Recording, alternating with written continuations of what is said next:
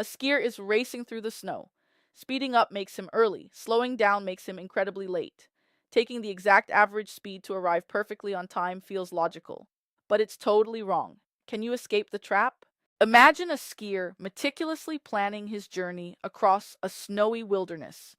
He calculates that if he glides along at a steady, leisurely pace of 10 kilometers per hour, he will arrive at his destination at exactly 1 o'clock in the afternoon. However, if he pushes his limits and skis aggressively at 15 kilometers per hour, he will reach that exact same spot a full 2 hours early, at 11 in the morning. Now, here is where the puzzle gets incredibly tricky. The skier does not want to arrive late at 1 o'clock, nor does he want to be early at 11. He wants to hit the absolute sweet spot.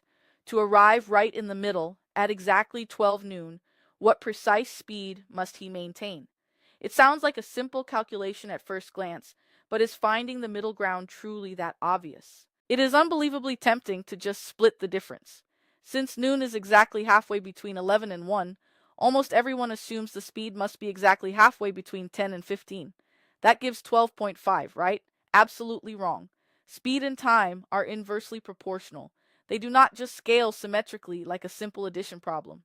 Averaging the speeds is a massive trap, so we need to think about this logically. Let us solve this without complex algebra. Look at the 2-hour time difference between the trips. Now, imagine a phantom scenario. What if the skier traveled at the faster 15 kilometers per hour for the exact same duration as the slower trip? Because the slower journey took 2 hours longer, our fast skier would be moving for 2 extra hours.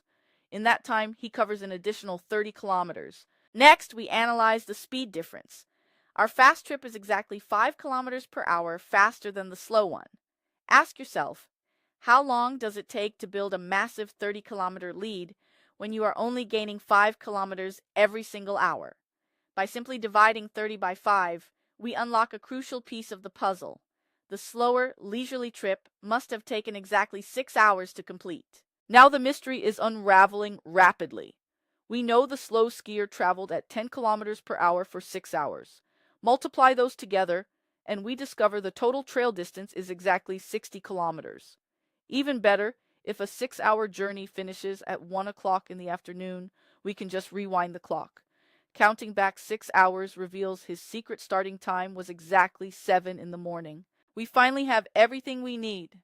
To nail that perfect noon arrival, a journey starting at 7 in the morning must take exactly 5 hours on the dot.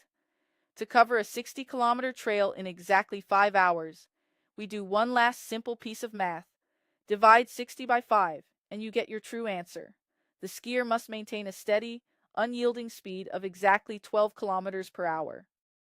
If this average speed illusion tricked your fast-thinking brain, you aren't alone. Human intuition is terrible at spotting hidden timelines. Ready to test if your mind can spot the next deceptive trap? Click the video on screen to crack another impossible paradox.